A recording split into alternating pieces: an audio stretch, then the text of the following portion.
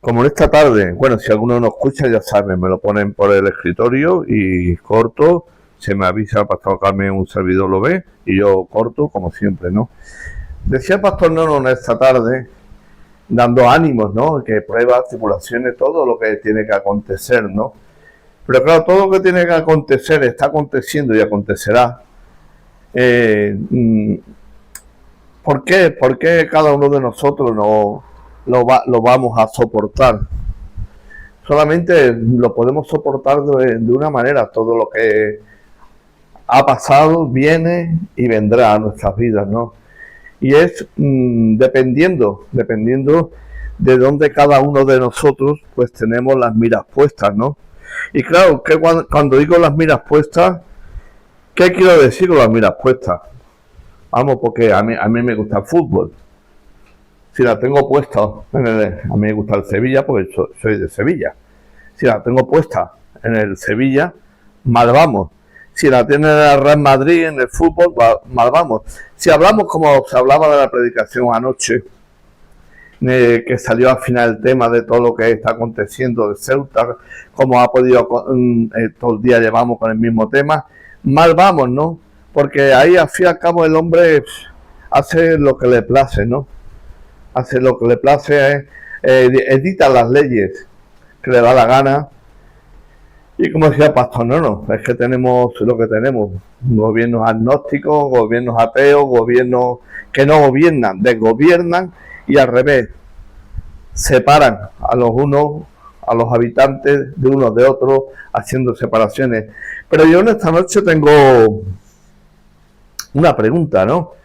Una pregunta en la cual pues deberíamos de hacernos cada uno de nosotros, ya que estamos impregnados de tantas noticias, de tanto acontecimiento, terremoto, maremoto, violación, asesinato, sexo por todos los sitios, noticias por todos los sitios, y bueno, y mayormente no son buenas noticias, el 99 son malas porque y la mayoría van en contra de nosotros. Un pueblo perseguido, como siempre decimos, que es Jesús.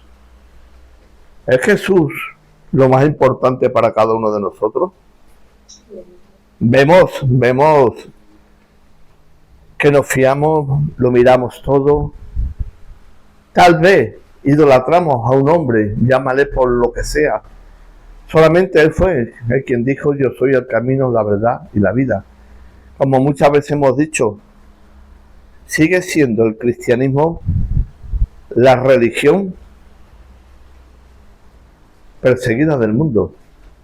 Vemos, como decía el pastor Nono también, vemos como Ismael, que venía de la esclava de Agar, cosa que sabemos todos, pero también es bonito que a veces no nos acordamos y no lo recuerdan, aunque estas son cosas que las tenemos ya desde el principio del Evangelio muy metidas en nuestras mentes, ¿no? Vemos por dónde nos ha venido tantas cosas y viendo que fue, por ejemplo, Ismael, los ismaelitas, lo que tenemos alrededor en toda Europa que nos están invadiendo, vemos como un hombre carnal murió de cefalea, de otra cosa que no me acuerdo, y los seguidores que tiene, nos quedamos sorprendidos. Nosotros somos los hijos de la promesa, ellos son los hijos de las esclavas, pero vemos cómo ellos adoran y se privan de tantas cosas, se apartan, los trabajos les ayudan para esos días que tienen de separación, ellos poder faltar trabajo y tanto favoritismo que tienen, pero nadie nos dijo cuando nos convertimos que esto iba a ser fácil. Al revés, el Señor nos dice en su palabra que a través de muchas pruebas, muchas tribulaciones, heredaremos el reino de los cielos si no nos apartamos. El que persevera hasta el fin, ese será salvo. Pero claro, viendo lo importante que es hombres carnales para mucha gente y cómo lo siguen, cómo lo idolatran a todos ellos. ¿En qué punto estamos cada uno de nosotros en el cristianismo. Porque si somos cristianos es porque seguimos a Cristo, no por nada más. Pero vemos que las cosas que se hacen en contra del cristianismo son muy fuertes y muy duras. Pero eso la gente no lo ve porque no le importa y porque están ciegos y están velados por las obras diabólicas del diablo y porque tienen las mentes cauterizadas por el pecado y por la corrupción.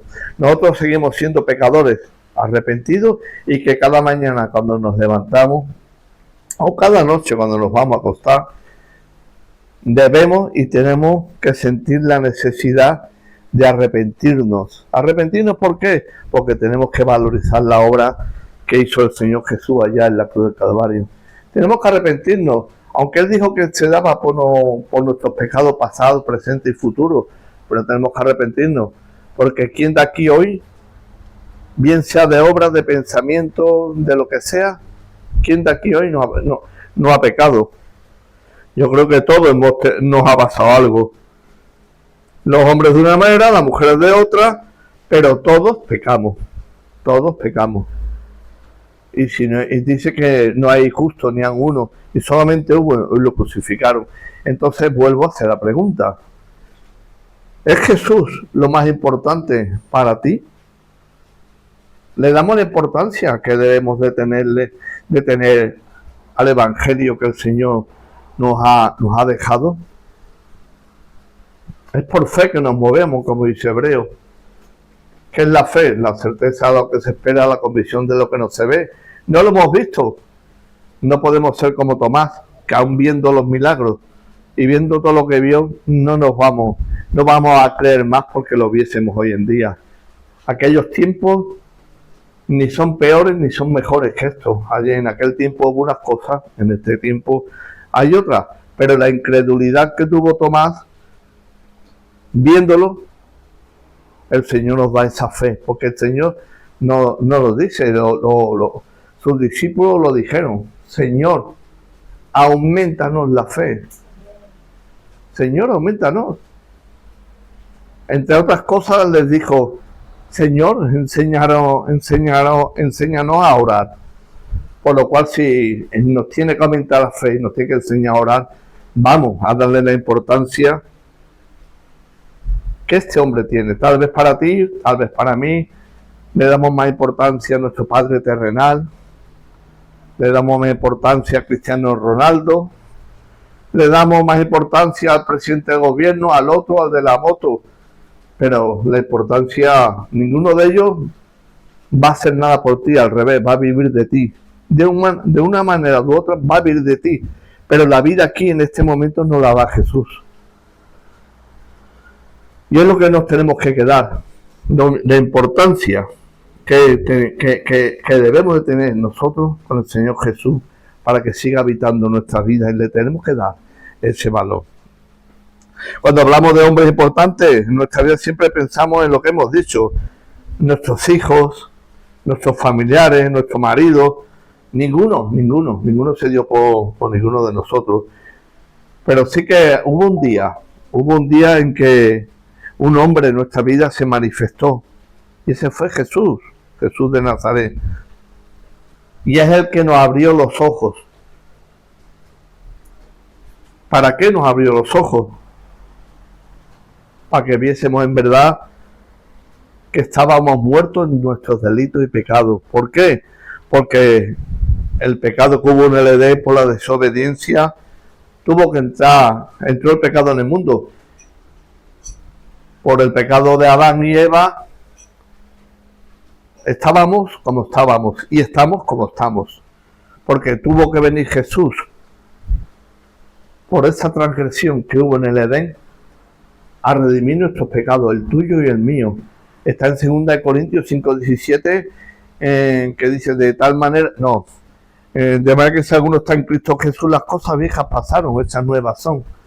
Creo que va así, creo que no me equivoco, porque no lo tengo escrito. Vemos en Romanos 5:18-20, ¿por qué tuvo que venir Jesús a nuestras vidas? ¿Es Jesús lo más importante para ti? ¿Es lo más importante para mí? ¿O le damos valor a tener el dinero en el banco, que también es bueno, si se puede, le damos más valor. O tal vez nos movemos mucho por el sentimiento, por las cosas emocionales de la vida, y no nos movemos en ese amor de Cristo que tenemos que tener los unos por los otros. Leemos en Romanos 5, de 18 al 20. Dice que por la transgresión de uno, ese fue Adán y Eva, no vamos a entrar en la materia que si Eva, que si los otros, no. De uno vino la condenación a todos los hombres. De la misma manera, por la justicia de uno, Jesús, vino a todos los hombres la justificación de vida. ¿Qué es la justificación? Porque todo lo que hicimos hasta ese día, a través de Jesús, hemos sido justificados. Otra cosa será la santidad, que es poquito a poco, pero la cual tenemos que anhelar cada día de nosotros. Y cada día quitarnos algo para que esa justificación también nosotros tengamos esa santidad, sin la cual no vamos a ver al Señor. Porque así como por la desobediencia de un hombre, los muchos fueron constituidos pecadores, y ahí estamos, en ese lote de los muchos, estamos tú y estoy yo. Así también por la obediencia de uno, Jesús, los muchos serán constituidos justos. Esos somos tú y yo, que somos constituidos justos, pero no por nuestra justicia, sino por lo que hizo el Señor Jesús allá en la cruz del Calvario. Dice pero la ley se introdujo para que el pecado abundase, mas cuando el pecado abundó, sobreabundó la gracia. Hay por ahí una más llamada religión o algo así, no me acuerdo cuál es, no, pero hay una que dicen que cuanto más pequemos, mejor. No me preguntéis el nombre porque no me acuerdo. Ya sabéis que con la edad se pierde memoria, hay que apuntarlo todo. Dice que cuanto más pequemos, mejores somos. Porque como dice, que más cuando el pecado abundó, sobreabundó la gracia. Hay que ver cómo somos, ¿no? Cómo somos, que tal vez esa religión o esta secta ha cogido este versículo para hacer lo que a la carne le place. Pero es que cada uno depende de cómo cogemos también lo que nos conviene y transgredimos las escrituras, las retorcemos, ¿cómo se dice? Las retorcemos a nuestra conveniencia muchas veces, porque vemos, si no, no existirían tantísimas miles de religiones, ¿no? Pero le damos al Señor gracias porque por los acontecimientos, por todo, por la escritura, porque nadie más dijo, yo soy la puerta, porque por mí entre, ese tendrá vida. Y por eso sabemos que estamos en la verdad. Y porque la verdad nos hace libres. ¿Por qué? Porque esta verdad que nosotros predicamos, por las palabras que dijo el Señor, vemos que a la gente no le gusta. No le gusta, ¿por qué? Porque va en contra de ellos. ¿Por qué? Porque la luz está peleada con la tiniebla. ¿Qué es la tiniebla? Falta de luz. Las tinieblas son faltas de luz, pero nosotros somos esa luz y somos los que tenemos que darle a conocer a este hombre, porque la gente dice, no, que era Dios. No. Tenía los atributos, pero él no podía. Cuando le dijo Satanás allá en el desierto, le dice, convierte estas piedras en pan, tírate que los ángeles podía hacerlo, claro que sí, pero todo ello lo pasó como hombre. Y como hombre, tú y yo tenemos que darle ese valor, porque tú y yo no aguantamos nada, porque muchas veces con pequeñas pruebas, con pequeñas tribulaciones, nos venimos abajo. Pero es cuando pensamos en la obra redentora del Señor Jesús allá en la cruz del Calvario, es cuando nos venimos arriba y nos animamos, porque lo dice su palabra, que nos animemos los unos a nosotros, que permanezcamos en Él, y que cada día podamos perseverar juntos con Él. Así que eso de cuando sobreabundó la gracia, sí, pero es antes de venir a Cristo, no estando en Cristo. Estando en Cristo no podemos, no debemos, que caeremos, pecaremos, nos levantaremos y el Señor nos perdona, pero no podemos deleitarnos en este final del versículo 20. ¿Para qué? ¿Por qué se introdujo la ley? Pues no se introdujo para nada más, para que no se produjo para salvar, sino para hacer ver el pecado. ¿Cómo te enseñan a ti en la DGT? Que si te pasa el rojo tienes peligro de muerte. Pues esa ley tuvo que abrirnos los ojos para ver que lo que estábamos haciendo, pongámosle el nombre que queramos ponerle, robar, hay 10 mandamientos con 660 preceptos, me parece que son. Pues estudiémoslo y veremos todo lo que hacíamos mal y todos los que faltarán seguramente, ¿no? Al establecer mandamientos claros, el ser humano toma conciencia de su desobediencia, y eso lo encontramos en Romanos 3:20. ¿Qué es la ley? ¿Qué es la ley? La ley actúa como un espejo espiritual en nuestras vidas para que veamos qué tal somos cada uno de nosotros. Ya que por la ley, eso lo encontramos en Romanos 3:20, ya que por las obras de la ley ningún ser humano será justificado delante de él, porque por medio de la ley, por medio de lo que el Señor nos enseña, con sus preceptos y sus 10 mandamientos, nos enseña cuál es, en qué momento estamos. Nos enseña el conocimiento de ese pecado. Tú cuando nace un niño, si no le vas enseñando poquito a poco, el niño no sabe lo que es bueno o malo. Y para empezar, el niño, daros cuenta, y eso lo hemos visto y lo hemos escuchado 40.000 veces, que él le enseña al niño que pataleando, chillando, puede conseguir cosas de los padres. Pues así éramos nosotros antes, culpábamos al Señor porque no conseguíamos por nuestras manos acercarnos a Él. Pero una vez que la luz del Evangelio entra en nuestras vidas, es lo que nos hace ver quiénes somos y en qué momento estamos cada uno de nosotros, y le empezamos a dar la importancia que este hombre, Cristo Jesús, hizo por nosotros. Como hemos dicho en 2 Corintios 5:17, lo hemos dicho antes de memoria, y a partir de ese versículo somos hechos hijos suyos, y ahora empieza nuestro caminar. Ahora empieza nuestro caminar, como dice Juan 1:12, que todos los que le recibieron, a los que creen en su nombre, nos ha dado esa potestad.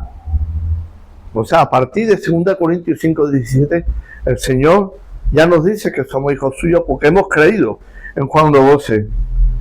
La gente, tú hablas, todos hablamos, ¿no? Con la gente le hablamos del Señor, y no es que somos todos hijos de Dios, no. No toda la humanidad es hija suya, somos nosotros hijos y no criaturas, ellos son criaturas. Ahora, que tenemos que intentar que sean hijos, por supuestísimo que sí. Dice el Señor en Mateo 22, 37, 39, y ahí es donde nos tenemos que muchas veces parar, ¿no? Amarás al Señor tu Dios con todo tu corazón y con toda tu alma y con toda tu mente. Este es el primero y grande mandamiento, y el segundo es semejante: amarás a tu prójimo como a ti mismo. Aquí ya podríamos hablar tantas cosas, ¿no? Amar al Señor con todo corazón. No sé si este es más fácil que el segundo. Amarás a tu prójimo como a ti mismo. Es difícil. Eso está en Mateo 22, 37, 39. Vamos, si no lo he apuntado malamente yo. Amarás al Señor tu Dios con todo tu corazón y con toda tu alma. Yo creo que este es más fácil que la segunda parte. Aquí Jesús nos enseña que nuestra vida espiritual no se hereda, no es una herencia cultural ni una religión externa, sino una transformación en nuestras vidas interior, nueva identidad, relación viva con Dios. Y esta experiencia la podemos tener por fe, y es por el Espíritu Santo, el cual hemos recibido cuando hemos creído en Él. Hoy en día Yo estoy cansado. Y otros hermanos que ahora mismo están también, están conectados, no voy a decir nombres, ¿no? Pero sabemos que Él sabe quién es. Se quiere llegar a Dios por medios que no son de Cristo, por medios que no están escritos, por rituales, por culturas, por leyes. Así no se llega al Señor. Yo veo en todas las redes tanto querer hacer mérito. No, es que yo soy un ritual, una ley, una cultura. La cultura nuestra tiene que ser cristocéntrica y dejar mandatos de hombres, que otro día podemos predicar de estos mandatos de hombres, los cuales lo único que hacen es dividir nuestras vidas. Yo soy de Pedro, yo soy de Apolo, yo soy de Cefas, yo soy de Perico de los Palotes. No, nosotros somos de Cristo, autor y consumador de la vida.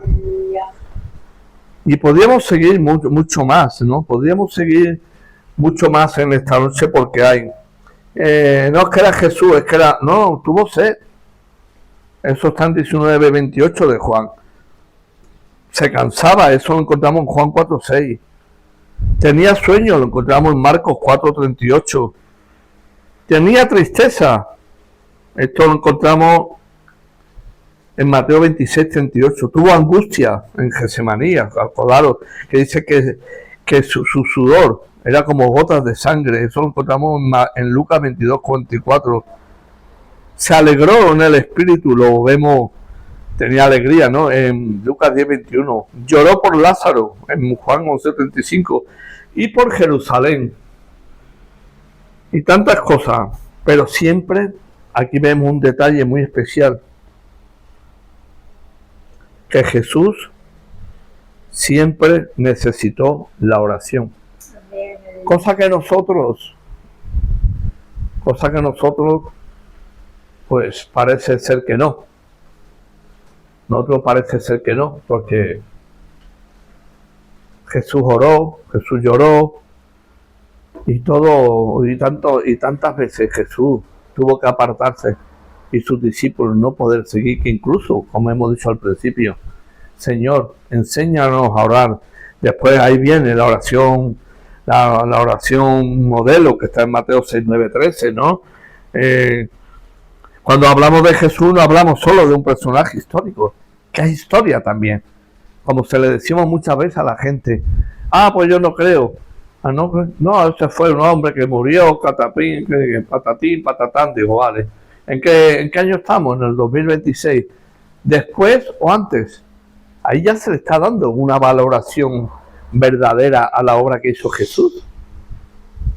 Pero la gente, estas cosas tan sencillas, pues las quieren retorcer a su manera para ellos no reconocer, porque no quieren también pagar el precio de apartarse de lujuria, fornicación, adulterios, droga, borrachera, y etcétera,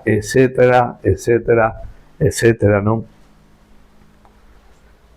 Cuando hablamos, no vemos históricos, sino aquel cuya vida dividió el tiempo, transformó cultura y sigue marcando millones de vidas hoy. Es que la sigue marcando, de momento sigue siendo la Biblia sigue siendo el libro más vendido. ¿Y por qué será? Porque yo no compro algo que es mentira. Pero es que si muchos lo han comprado por curiosidad, convertidos, han visto. Eso le pasó en la Reforma a Martín Lutero. Un monje católico que se dio cuenta de lo que había. A partir de ahí han habido muchos más reformadores, y después también se ha transgredido mucho la palabra a través de aquellos tiempos, porque han venido falsos profetas, han venido un profeta. Vemos que hoy cualquiera en las redes es profeta. Pero claro, si tú eres un profeta en las redes y estás profetizando, la Biblia me enseña que si no se cumple en el tiempo establecido, tú eres un falso profeta. Antiguamente ya sabemos lo que pasaban a los profetas que profetizaban. Hoy en día pues se le da una paga, un piso, y a vivir de la bicoca. Por lo cual tenemos que saber, tenemos que entender de que nosotros, que llevamos la verdad, pero como la gente va a ver la verdad en nosotros, sobre todo viendo a Cristo en nuestras vidas. Nosotros somos testimonios andantes, porque ya la gente no cree por lo que tú le digas, sino cree por lo que vea de ti. Aquí no somos como, no podemos ser como Tomás. Tomás vio milagros. Me acuerdo muchas veces cuando hablo de este tema, porque me viene mucho a la memoria, aquello que pasó en el camino después de muerto Jesús, en el camino de Emaús. Aquellos dos que iban hablando, y hasta que no partió el pan Jesús, no se dieron cuenta que estaban hablando con el mismo Dios. ¿Con quién hablamos nosotros? ¿Con quién hablamos nosotros para demostrar que tenemos a Jesús? No, como decíamos ayer en la predicación de las mujeres, 2 comentarios que hubieron, no le podemos echar todas estas perlas a los cerdos. No le podemos echar todas estas perlas. A veces nos metemos en casa en la cual no somos recibidos y nos queremos meter a la fuerza. A veces somos ocupas espirituales. A veces somos ocupas espirituales porque queremos coger el lugar del Espíritu Santo y convertir a la gente a la fuerza con tu testimonio, y no va en compás con nuestra vida. A veces el Señor me la ha dado, que yo eso no tenía planeado. Somos ocupas espirituales. Queremos ocupar sitio que no nos corresponde a nosotros. Siempre tenemos que hacer, y conforme la palabra, seguir. ¿Dónde hemos perdido? Tal vez hemos perdido a Jesús, Acordaros que no seríamos los primeros, Sus mismos padres ya lo perdieron, Eso lo podemos encontrar en Lucas 2, 41 y 44. ¿Dónde hemos perdido a Jesús? Yo no sé dónde lo he perdido, pero lo que sí tengo muchas ganas, como dice Apocalipsis, que no dejemos sus cosas. Tengo muchas ganas de poderme meter de nuevo en ese camino y volver a los principios en el cual todo era para Él. ¿Dónde hemos perdido a Jesús cada uno? Y si lo hemos perdido, vamos a pedirle que se acerque y nosotros acercarnos también. ¿Dónde estaba cuando se perdió? Bueno, lo perdió los padres, ya lo hemos dicho. Pero él tenía que estar donde tenía que estar, predicando la palabra.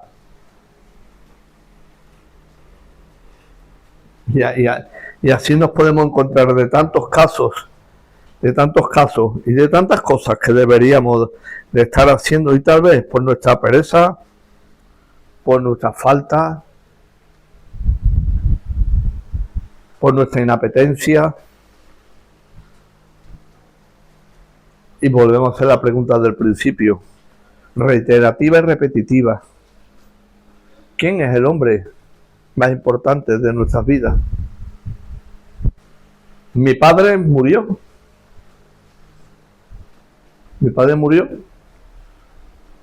Yo espero encontrarle espiritualmente. Mi suegro, que fue una persona muy importante en mi vida, porque viví más con mi suegro que con mi padre, murió. Hermanos míos, también lo mismo, murieron. Y ninguno de ellos resucitó.